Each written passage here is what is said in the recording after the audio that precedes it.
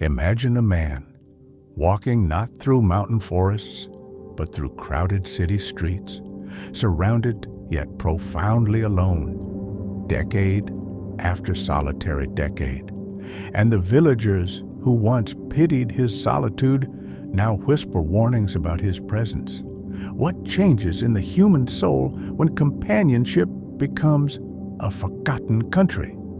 What transforms quiet solitude into something the collective instinct names dangerous? Imagine walking through life carrying an invisible weight, not forged by chains you see, but by the slow erosion of connection, by the hardening of expectations unmet, by the echo chambers of a heart left too long unanswered. This isn't just about loneliness, it's about transformation, about the alchemy that occurs within prolonged isolation, especially for the masculine spirit navigating a world demanding intimacy it never taught him to hold.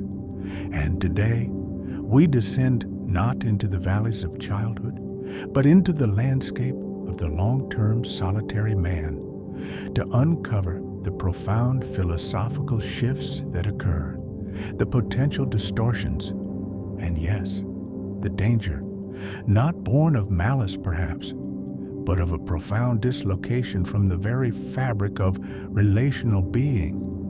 Because what we'll explore in the next few minutes may challenge how you perceive the quiet man on the periphery, how society shapes and is shaped by its solitary souls, and more crucially, the invisible threshold where solitude stops being a choice and starts becoming a cage. And the last insight we'll reach, it holds a key, not just to understanding the potential peril, but to glimpsing the profound reconnection possible, even from the deepest wells of isolation. Philosophers from Aristotle to Buber have proclaimed man a social animal, his essence intertwined with the thou. Yet, what happens when the thou fades, becomes distant, or is never truly found? Consider the man not for a season, but for the long winter of years, navigating existence primarily within the confines of his own mind, his own unmet yearnings. His world shrinks, not geographically perhaps, but emotionally, relationally. The constant negotiation, the friction, the beautiful abrasion of another consciousness challenging his own, diminishes. Without that friction, the edges of the self can become dangerously sharp or unnervingly smooth, losing definition. Think of Nietzsche's warning. He who fights with monsters should look to it that he himself does not become a monster. Is prolonged singleness, with its battles against societal judgment, internal doubt, and the gnawing void, a fight with such monsters? Does the absence of the loving mirror, the partner who reflects back our flaws and our beauty, allow a distorted self-image to solidify? A man alone constructs his reality unchecked. His narratives about women, about love, about his own worth, hardened like concrete without the fluidity, the necessary disruption that deep relationship provides. He may build fortresses of logic, walls of cynicism, moats of self-sufficiency, believing them strengths, while unknowingly isolating the vital, vulnerable core that craves genuine connection. His desires, unmet, can curdle into resentment. His frustrations, unexpressed in healthy intimacy, can metastasize into a generalized bitterness towards the world that seems to deny him what others possess so easily. This bitterness, this hardening, is the fertile ground where the perception of danger takes root. Not necessarily physical violence, but an emotional volatility, a detachment from shared humanity, a potential for viewing others, especially women, not as complex equals, but as puzzles to solve, ideals to pursue, or obstacles to his contentment. Have you ever witnessed the chilling precision of a man who has thought too long and loved too little? Where does the line blur between self-reliance and emotional atrophy? This journey inward, untempered by consistent outward connection, often lead to a profound encounter with the shadow. Jung's concept of the hidden, disowned aspects of the self flares brightly in the solitary man, the parts deemed unacceptable for partnership, the rage, the neediness, the vulnerability aren't dissolved by solitude. They are merely exiled, pushed deeper into the unconscious, where they fester, gaining strength in the dark. Without the daily practice of compromise, empathy, and emotional regulation demanded by intimacy, these shadows grow restless. They whisper, distort, project. The man may see rejection where none exists, perceive threat in innocent gestures, interpret the natural complexities of human interaction through the cracked lens of his unmet expectations and accumulated disappointments.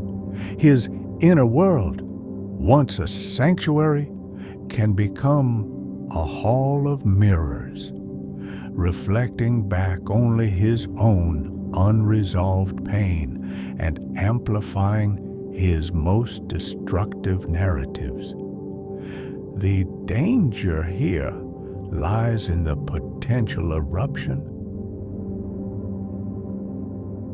The moment when the carefully constructed persona, the fine, independent man, cracks under pressure, revealing the raw, unintegrated shadow beneath, a surge of disproportionate anger, a descent into misogynistic ideology, offering simplistic answers to complex loneliness, a chilling detachment from the consequences of his actions on others. It's the danger of a psyche operating without the grounding wire of shared reality, of mutual vulnerability. The longer this shadow remains unacknowledged, unconfronted, unchallenged by loving presence, the more autonomous and potentially toxic it becomes. Is he becoming a monster, or is the monster within finally finding space to roar unchecked? What parts of himself has he buried so deep? He no longer recognizes their hunger. Society itself pours fuel on this slow burn. The narrative for the long-term single man is often one of failure, suspicion, or pity.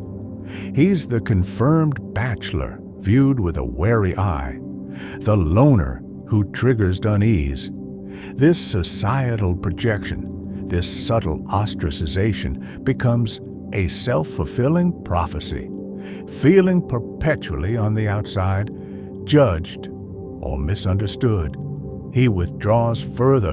The fortress walls grow higher, the moat deeper.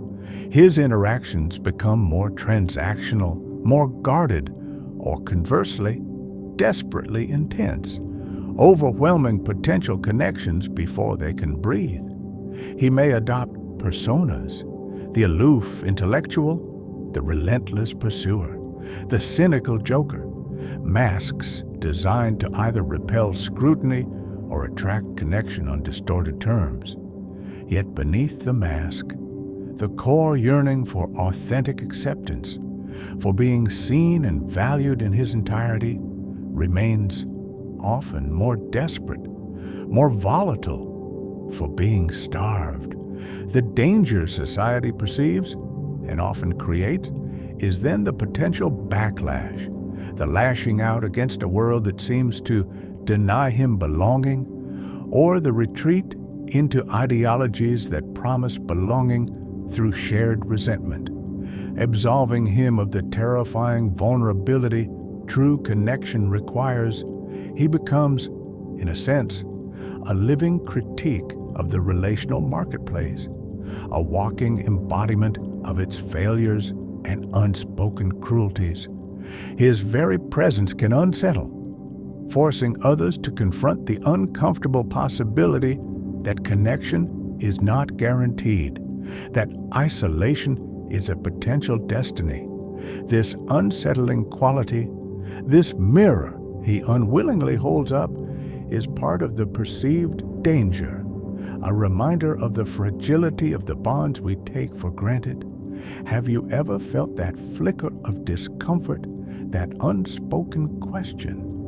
What happened to him? Could that be me? What unspoken judgments do we cast that only deepen the isolation we fear? The crucial turning point, the profound philosophical truth hinted at earlier, lies not in condemning the solitary state, nor in demanding conformity, but in recognizing the potential for profound reintegration. The danger is not an inevitable curse, but a warning sign, a symptom of disconnection not just from others, but from the full spectrum of one's own humanity. The long journey alone, if undertaken with brutal honesty and courageous self-confrontation, can also be a path to remarkable depth, resilience, and self-knowledge, unparalleled by those who never faced the abyss. The key is consciousness, the man who dares to descend into his own fortress, to walk the halls of his inner mirrors, to face the hungry shadow not with fear, but with curiosity, begins the true work. He must ask, not why won't they love me, but what within me remains unloved. What parts have I exiled that yearn for acceptance? How have I contributed to my own isolation? This is the individuation Jung spoke of, applied not to childhood, but to the wilderness of adult solitude. It demands integrating the shadow, acknowledging the bitterness, the neediness, the rage, not as enemies, but as wounded aspects crying out for attention, for transformation. It means dismantling the hardened narratives, challenging the cynicism, recognizing projection. It requires cultivating empathy, not just as an abstract concept, but as a daily practice, extending it first to oneself, then tentatively towards others. This path transforms the potential danger into potential wisdom. The man who has truly faced the depths of his own solitude, who has integrated his shadows, emerges not necessarily seeking conventional partnership at any cost, but capable of profound connection, grounded in self-awareness and wholeness. His danger dissolves, replaced by a quiet strength, a hard-won compassion, and a deep understanding of the human need for belonging, because he has traversed its utter absence.